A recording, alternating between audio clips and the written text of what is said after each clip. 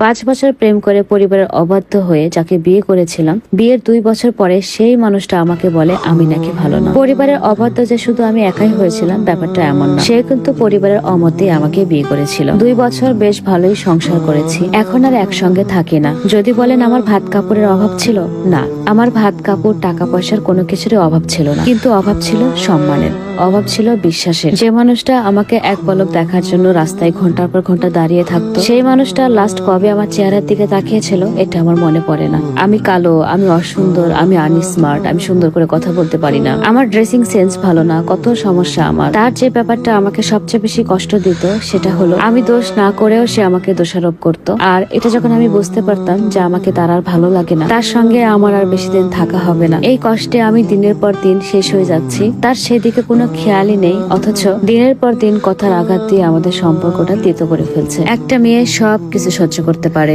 ভাতের অভাব, কাপড়ের অভাব, শ্বশুর ভালো না, শাশুড়ি ভালো না, হাজবেন্ড অনেক ব্যস্ত, সময় দিতে পারে না, সবকিছু মানে, কিন্তু যখন সম্মানে আঘাত আসে, চরিত্র নিয়ে কথা বলে, তখন কোনো মেয়েরই উচিত নয় সেই জায়গায় থাকা। আমি বলবো না আমার হাজবেন্ডের অন্য কোথাও সম্পর্ক ছিল, কারণ তার মতো এত চালাক চতুর মানুষকে ধরার মতো ব্রেন আমার নাই। সত্যি কথা বলতে আমি ধরতেও চাইনি